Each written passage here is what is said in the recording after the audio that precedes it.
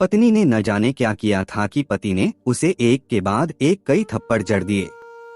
हमेशा हर सिचुएशन को शांति से हैंडल करने वाली पत्नी भी इस बार इतनी अशांत हो उठी कि उसने अपनी चप्पल ही निकालकर पति की ओर दे फेंकी। चप्पल पति के बालों को छूते हुए निकल गई। ये किस्सा यहीं पर खत्म हो सकता था, मगर पति ने इसे अपनी मर्दानगी का विषय बना लिया और बात बद से बदतर होती चली गई। रिश्तेदारों ने भी आग में घी का काम किया। किसी ने कहा, जो औरत अपने पति को चप्पल से मार सकती है वो ना ही तो वफादार हो सकती है और ना ही पतिव्रता। ऐसी औरत परिवार ही नहीं पूरे समाज पर कलंक की तरह है। बीवी के पक्ष वाले कहाँ पीछे रहने वाले थे। किसी ने कहा, 21वीं सदी में भी जो स्त्री के साथ मारपीट करते हैं उन्हें तो जेल भेज देना चाहिए। तो कोई कहता, जरूर उसको कोई और पसंद आ गई होगी इसलिए अब पत्नी से मारपीट करने लगा है। बात कोर्ट तक पहुंच गई। दोनों पक्षों ने एक दूसरे के खिलाफ केस फाइल कर दिया। पति ने चरित्रहीन होने का तो पत्नी ने दहेज और शारीरिक उत्पीड़न का आरोप लगाया। 2 वर्षों से अधिक समय के लिए केस चला था। इन 2 वर्षों के दौरान दोनों पति पत्नी अलग अलग रहे थे। इन 2 वर्षों के दौरान दोनों पक्षों के समर्थकों की संख्या कम हो गई थी। पहले जहां दोनों पक्षों में समर्थकों का समूह होता था, अब गिने चुने लोग रह गए थे। पति और पत्नी दोनों की आर्थिक स्थिति भी इस समय के दौरान नीचे गिर चुकी थी। जिन्हें वो अपना शुभचिंतक समझ रहे थे, पैसों की बात आते ही उन्होंने भी अपना पलड़ा झाड़ लिया था। अगर कोई देने को राजी भी हुआ तो मोटे ब्याज की शर्त पर। आखिरकार वही हुआ जो सब चाहते थे, डाइवोर्स।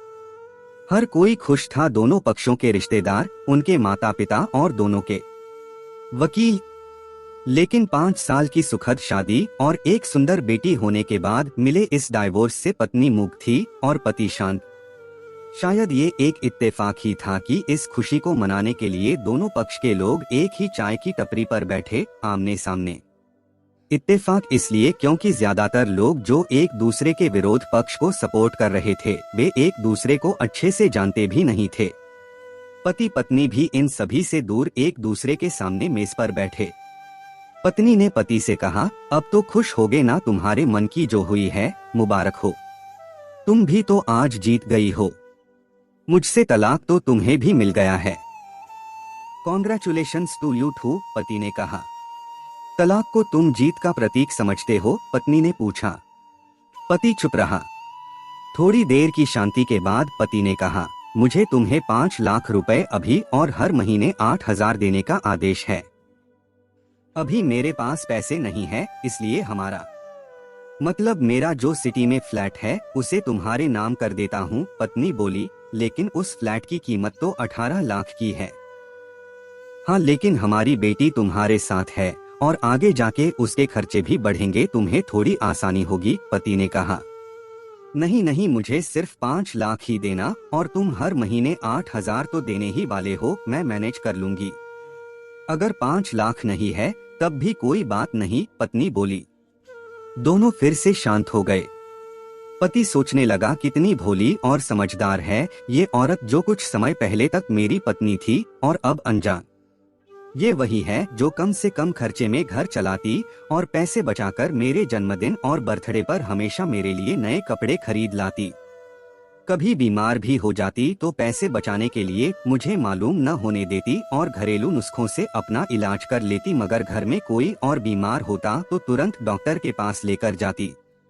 मेरी ही मति मारी गई थी, मैं ही अपनी झूठी मर्दानगी के चक्कर में इतनी बड़ी गलती कर बैठा। पत्नी के दिमाग में भी उथल पुथल चल रही थी। अभी भी वैसा का वैसा ही है, पहले भी खुद से ज्यादा हमारे बारे में सोचता था और अब भी वही कर रहा है।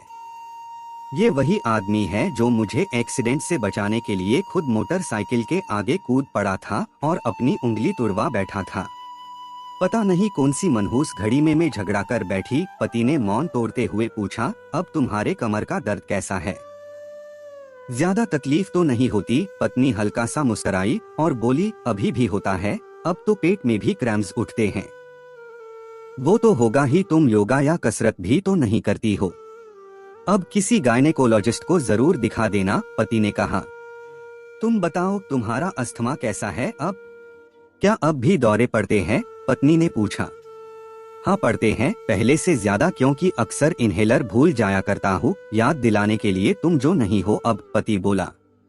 पत्नी के आंखों में आंसू आ गए। वो बोली, तुम्हें मेरे चरित्र पर सवाल नहीं उठाने चाहिए थे, तो ये परिस्थिति आती ही नहीं। हाँ मैं जानता हूँ, तुम बहुत अच्छी हो, मुझसे गलती हो गई, बहुत बड़ी गलती। मैं लोगों के बहकावे में आ गया था, पति बोला। तुमने भी तो मुझ पर दहेज का इल्जाम लगाया था, वो बोला। गलत था, और इस बात का मुझे भी पछतावा हुआ, पत्नी ने कहा।